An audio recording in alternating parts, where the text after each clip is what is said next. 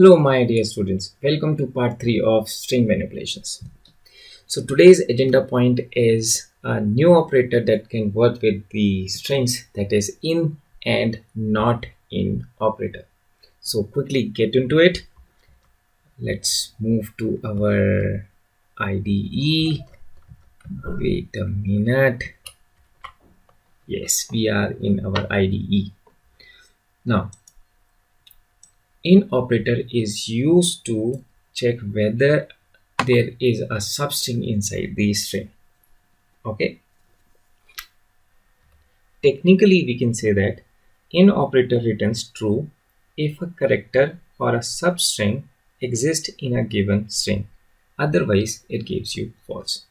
Now let us understand with the help of an example. We have a str which says hi everyone. Okay, and we have a str variable with 2, and we have another str variable with 3. Str3 is equals to, let's say, 1. Okay, and we have str4 is equals to one. Okay, now you can see we have a one. In this, O is capital and here O is small. So what I'm going to do, I want to check whether my string 2 is inside the string 1, okay, or in str. Okay, str1, I should change the name. I'm going to write a print str2 in str1. Okay, let's run this program and check it out.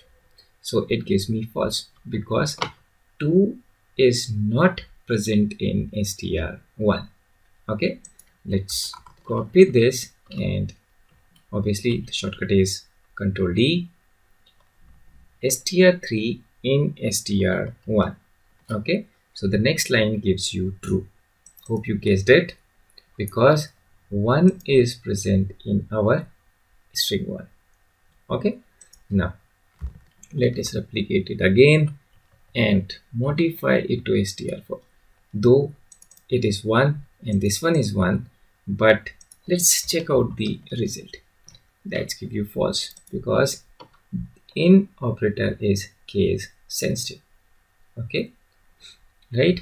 Now what we can do, if you want it to be non-case sensitive, what you can do, you can convert both the string into lowercase or uppercase, and then we can check it out. For example, I can use upper, right, here also, and here also upper and upper. And now let us execute this piece of a code. Okay, it should be UCase, I think.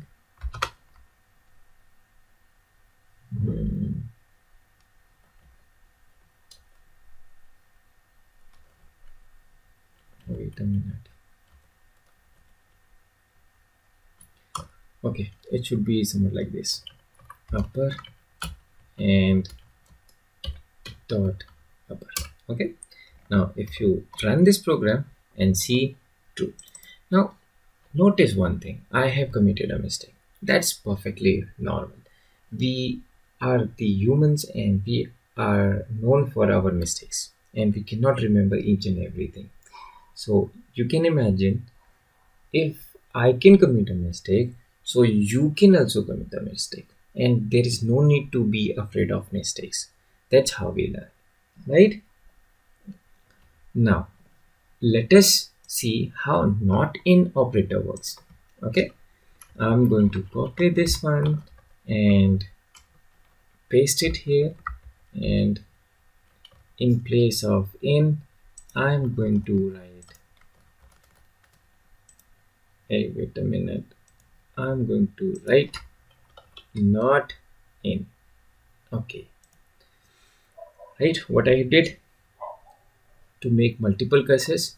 For example, if I want to have a hash in all the 3 lines, first I have clicked this and then press Ctrl Alt and Shift, click, click, click, click, click. Okay, and then when you type anything, it will be typed in all the cursors. Okay, hash, let's say comment. Okay, hope you got it. Right, now I have used not in. Let's see, let's print the line asterisk multiplied by 9 or 10, that will be fine. Then we have a slash t, then we have let's say not in operator. Okay, so that the output are distinguished.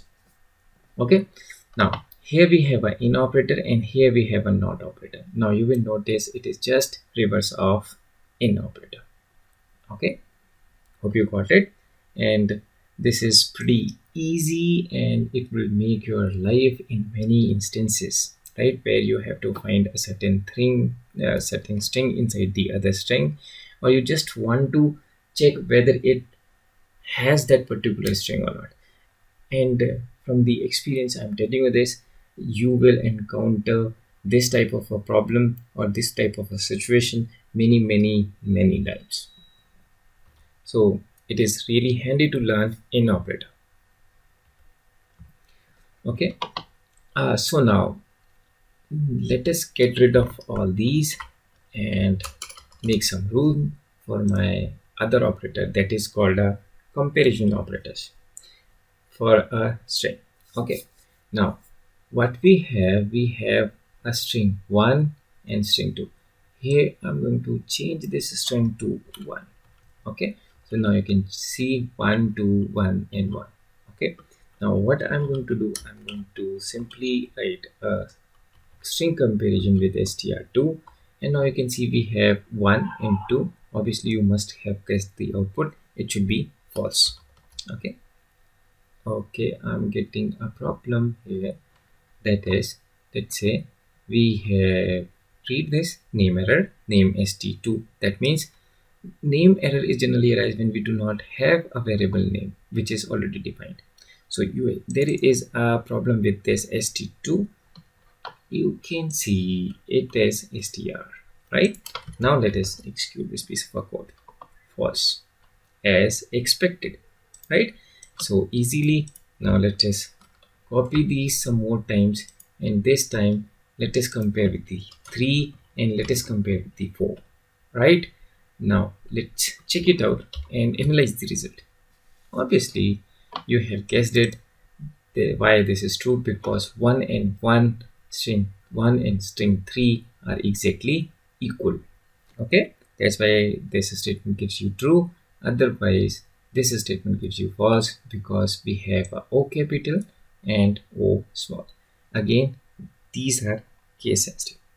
Now similarly we have a not equals to. Let's copy this piece of code and paste it here, and again multiple cursors and not equals to, right? And if you want a line, let's have a multiplication, and multiplication with, let's say, 10, that will be fine, and let's execute it. And this is just a reverse, as you have learned in comparison operators. Equals to, where we find LHS and RHS are equals to, then only it gives you true, otherwise it gives you false. And similarly reverse of it is not equals to, when the two strings are not equal, are exactly, they are not matching exactly, then it gives you true. Otherwise, if the strings are matching exactly, matching with each other, then it gives you false. Right, so this is a simple chapter where we have equals to and not equals to. Now it's time to give you some questions. Now some question, I'm not going to give you some question, I'm going to give you only one question. So question is somewhat like this: write a Python script to check how many character a or small a are in the string, sorry, it should be entered by the user. Okay, I'm going to show it to you in one line. Okay, so you have to write a program to check or to print how many times a is repeated in a string. Okay, that's perfectly fine. Hope you can do it. So that's all for today. Bye bye, see you, and sabak hai.